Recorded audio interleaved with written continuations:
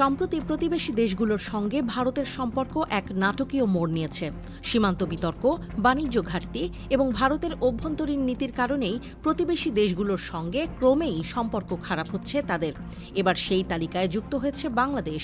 অবৈধ অভিবাসী বিতাড়নের নামে ভারতের বিতর্কিত কর্মকাণ্ডে বাংলাদেশের সঙ্গে বিবাদ বাড়ছে। প্রায় প্রতিদিনই ডজন ডজন লোককে পুশ ইন বা জোর করে বাংলাদেশের ভেতরে ঠেলে দিচ্ছে ভারতীয় সীমান্তরক্ষী বাহিনী। বিষয়টির তীব্র প্রতিবাদ জানাচ্ছে বাংলাদেশ। বিষয়টি বাংলাদেশ ভারতের একসময়কার সুসম্পর্কে ফাটল ধরিয়েছে।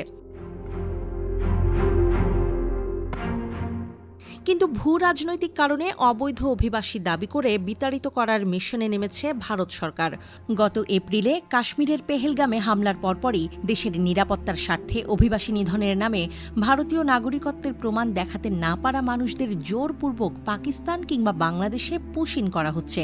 গণমাধ্যমের তথ্য বলছে ২০২৪ সালের মে মাস থেকে ২,০০০-এরও বেশি কথিত অবৈধ অভিবাসীকে বাংলাদেশে ফেরত পাঠানো হয়েছে। ভারত ও বাংলাদেশের মধ্যে ৪,০৯৬.৭ কিলোমিটার দীর্ঘ সীমান্ত রয়েছে। সাম্প্রতিক বছরগুলোতে ৩,২০০ কিলোমিটারেরও বেশি বেড়া দেয়া সত্ত্বেও দুই দেশের মানুষের অনুপ্রবেশ পুরোপুরি বন্ধ করা যায়নি।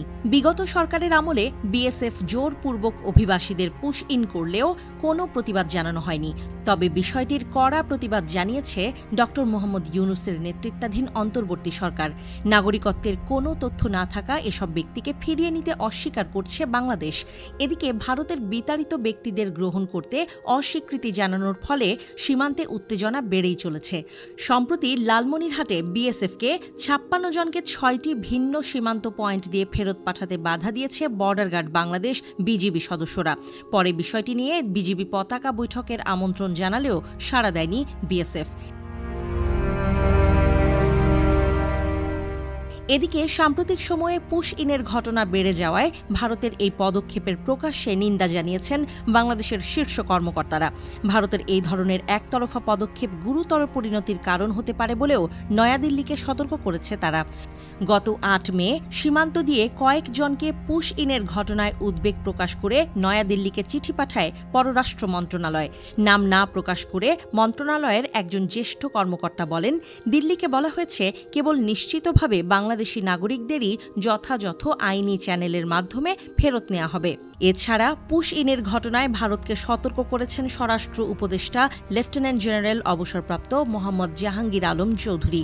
দিল্লির প্রতি একটি সূক্ষ্ম সতর্ক বার্তা দিয়ে তিনি বলেন, বাংলাদেশিরা ঐক্যবদ্ধ ও সতর্ক থাকলে এ ধরনের পুশ ইন প্রতিরোধ করা সম্ভব।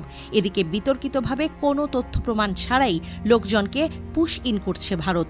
আরেকদিকে ভারতের এমন কর্মকাণ্ডের বিরুদ্ধে বলিষ্ঠ ও শক্ত অবস্থান নিয়েছে বাংলাদেশ।